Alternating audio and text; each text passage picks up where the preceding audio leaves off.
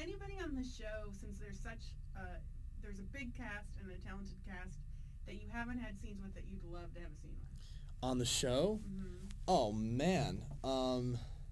Like, have there been Blaine Sue Sylvester scenes? Yeah, there was one, and I was so thrilled because I'm a huge Jane Lynch fan, always have been, and I was so thrilled when I remember reading the pilot, and then when I found out Jane Lynch was going to be added to the cast, I was like, oh, done deal. The show's going to be great. She's going to be the best thing. So I have had a scene or two with her. I mean, she's just an angel. She's a gargantuan talent and such a sweet person. I would love to do every scene with her, and let her steal every second of it. I would gladly concede to her any day. I don't know. I mean, there's so many guest stars that come that I've never had any contact with. I mean, God, Gwyneth Paltrow I would love to have a scene with, and I would let her steal scenes as well. I would just be there to let them shine, and me just kind of be an ancillary function in their awesomeness. Yeah, Gwyneth is amazing. I met Jonathan Groff very recently, a very talented guy. God, so many guest stars have come to the show. Who am I forgetting? Is there anything you'd like to see happen to Blaine that hasn't happened yet, or anything explored? I don't know if I'll be around. Hopefully, you never know. I don't want to put anything out there either way. But if they do decide to have me around for season 3, I would really love it to start in the summertime, because I want to see what these kids are up to when they're not in school. I get it. You have like your established sets, and there's sort of a practicality, behind staying with the school and everything. But I just want to see a little bit of summer jobs, and it kind of opens up a whole lot of things. I always joke that everybody in Glee is like family-less. It's like no one has parents, no one has brothers or sisters. Once again, it goes back to the logistics of what is possible when you have such a huge cast. But I always joke at these, like anytime they have like a concert or something, like the parents never come, I guess. No one really cares, or no one's driving them home afterwards. I don't know how they're getting around. They're like 15, 16 years old.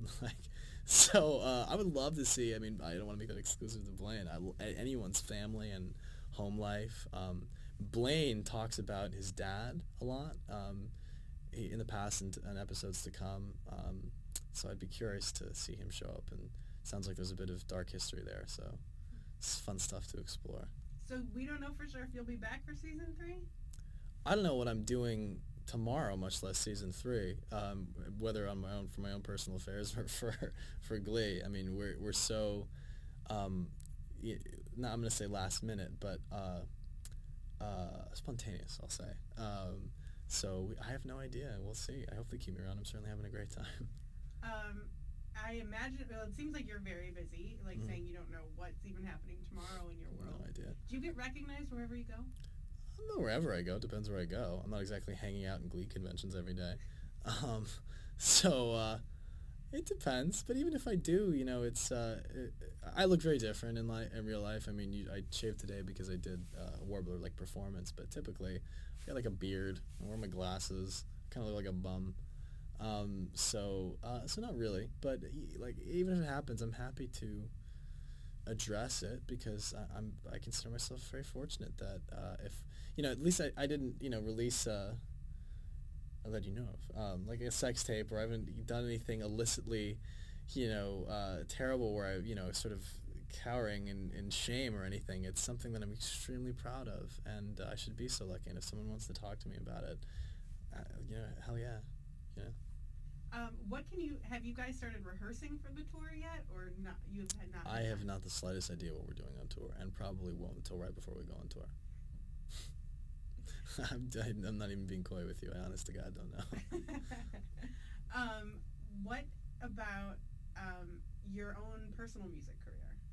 Well, I was kind of at a crossroads right before I started Glee. I was literally about to throw in the towel with acting, because music was proving to be a little bit more sort of mentally, spiritually, financially lucrative. You're kind of the master and commander of your own ship, and you can decide when and what you're doing. And a lot of things were taking off for my theater company in Chicago.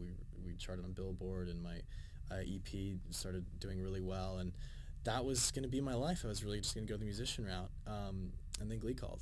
So, that Glee is both empowered and complicated, that whole process. Whatever album I was about to put out, got put aside for a little bit. And but talk about the most gargantuan platform that is around right now. So if there was anything that was going to keep me from doing that, you know, it might as well be something like this. So we'll see what I have time for. I mean, I'm very busy, and I'm happy to give my time to Glee.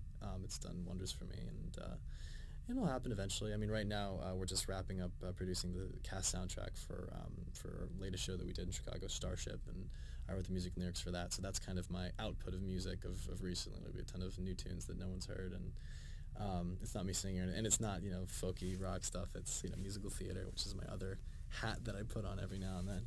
But I'm very proud of it, and I'm looking forward to seeing how that does. Wow. Is there anything about the Glee set that would surprise people? Like the actual set?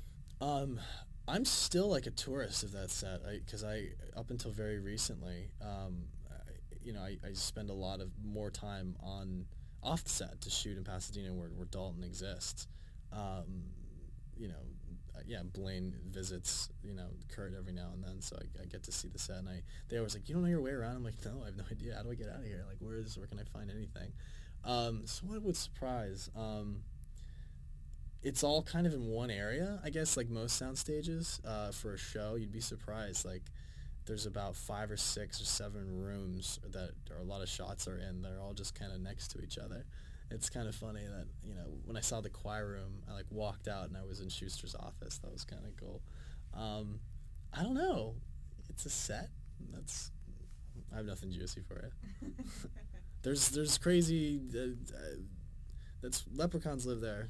Right. That's the secret. That's the secret. They live in Sue's office. I'll run with that.